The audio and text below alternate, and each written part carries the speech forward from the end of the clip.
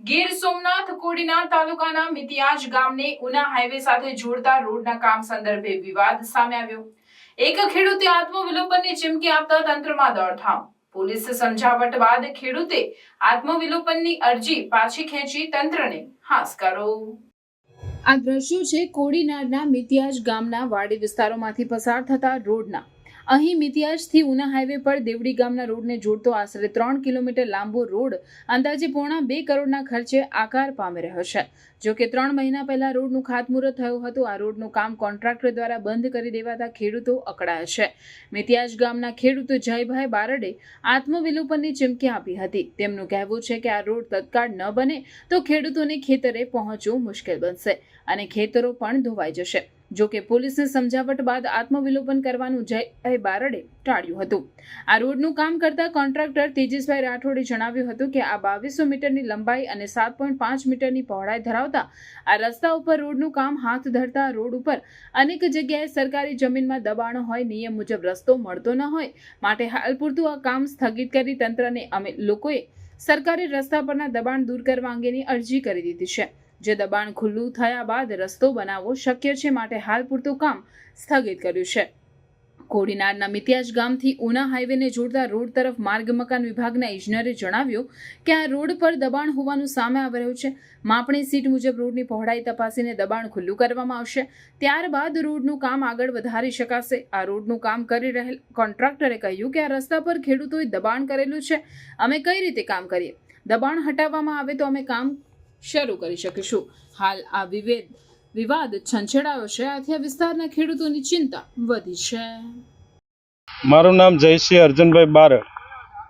આ જ્યાં ઊભા છે ત્યાં મારી ખેતીની માલિકીની જમીન આવેલ છે 399 પૈકી 5ની, અને આ રસ્તાને લગત આ રસ્તો જે નવો નોન પ્લાનિંગ મુખ્યમંત્રી સડક યોજના હેઠળ કામ થઈ રહ્યું છે એ માર્ચ મહિનામાં 14 માર્ચે માન્ય ધારાસભ્યના હસ્તે ખાતમુહૂર્ત કરી અને 16 માર્ચથી કામ ચાલુ કરી છૂટક કરી અને 5 દિવસમાં ખોદકામ કરેલું છે 1.5 કિલોમીટરથી 2 કિલોમીટરનું અંદર। એમાં મારી લગત જમીનનો આવી જાય છે। મારી જમીનનો પ્રશ્ન એ છે કે અહીંયા પાણીનું ગામમાંથી આ રસ્તા ઉપર પાણી આવે છે અને જ્યાં અમે ઊભા છે એ સ્થળે બીજું આડું એક વેણ વોકળો આવે છે, એની સામેની અહીંથી જવાની વેણ હતી એ ખોદકામ કરીને સામે પાળો બૂરી દીધો, વેણ બુરાઈ ગઈ। પાણી મારા ખેતરની સામે એક્ઝેક્ટ આવે અને જબરજસ્ત પાણી આવે છે। વરસાદ 8 થી 9 ઇંચ એક ધારો જો પડી જાય તો મારા ખેતરમાં ધોવાણ, અને ભૂતકાળની અંદર ધોવાણ થયેલું હતું કે મારા ફાધરને બાપ દાદાએ આ પૂર્ણી કરવી પડી હતી।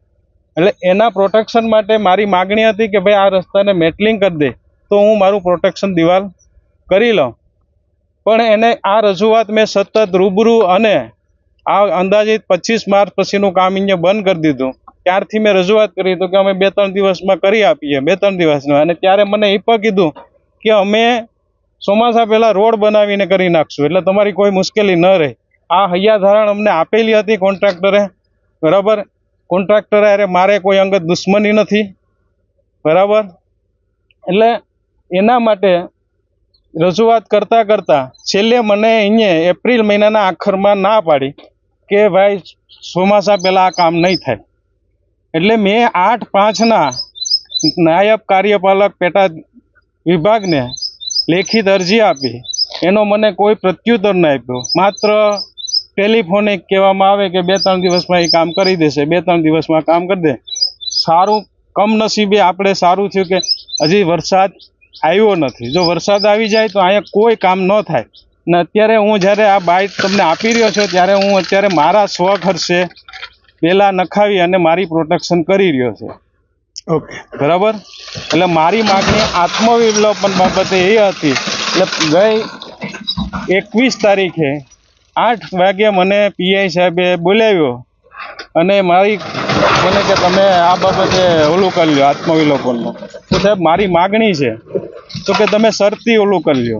એટલે મેં શરતી કરી કે જો મને કામ આ નહીં થાય તો હું ફરી પાછી આત્મવિલોપનની અરજી કરીશ। એ શરતે મેં જામીન આપેલા છે। બાજુ જોઈ શકો છો કે કાંકરી મેં પાથરેલી છે। વિવાદ એવો છે કે આપણે મિતિયાથી લઈને દેવડી રોડ જે જોડતો રસ્તો છે એ 2200 મીટરનો છે। અંદાજિત 2200 મીટરનો રોડ લંબાઈમાં છે અને પહોળાઈ 7.5 મીટરની, એટલે કે 7.125 મીટરની છે. અત્યારે સ્થળ ઉપર તમે જોવો છો ક્યાંય 7 મીટર મળતી નથી. ખેડૂતોનું દબાણ છે. 4 થી 4.5 મીટરની પહોળાઈમાં મળે છે અત્યારે હાલમાં. અત્યારે 4 થી 5 મીટર જ મળે છે, એનાથી વધારે નથી મળતું. પણ કહેવાનું એમ છે કે અત્યારે હાલમાં જે મારી ઉપર જે આક્ષેપો ખોટા લગાડ્યા છે કે ભાઈ કોન્ટ્રાક્ટર દ્વારા કામગીરી ઠપ કરવામાં આવી છે, એવું કંઈ છે જ નહીં. આ તો ખોટું મારા ઉપર પર્સનલી આક્ષેપો લગાડવામાં આવે છે, એવું કાંઈ નથી. આમાં અત્યારે 4.5 મીટર મળે છે. જ્યાં સુધી મને 7 મીટર પૂરું દબાણ હટાવી ન દે સરકારના તંત્ર દ્વારા, ત્યાં સુધી હું આ કામગીરી નહીં કરી શકું. કોનું કામ હોય? એમાં છે ને, આ રસ્તો છે ને નોન પ્લાન ગાડા માર્ગ રસ્તો છે, બરોબર. રેવન્યુ અંડરમાં એનું દબાણ રસ્તા ઉપર થયેલું છે. એમાં આપણી સીટ પ્રમાણે દબાણ ખુલ્લું થશે.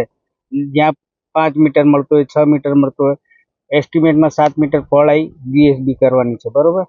એમાં જીએસબી જ્યાં અમુક રેવન્યુ રાહે દબાણ ખુલ્લું કરવામાં આવશે, ત્યાર પછી દબાણ ખુલ્લું થયા પછી આગળની કાર્યવાહી કરવામાં આવશે. એમાં શું છે કે ત્યાં રસ્તા ઉપર દબાણ તો છે જ, એટલે એ દબાણ દૂર થાય. અત્યારે દેખાય છે કે રસ્તા ઉપર દબાણ થયેલું જ છે, એટલે પૂરતી પહોળાઈમાં મળતી નથી રસ્તાની.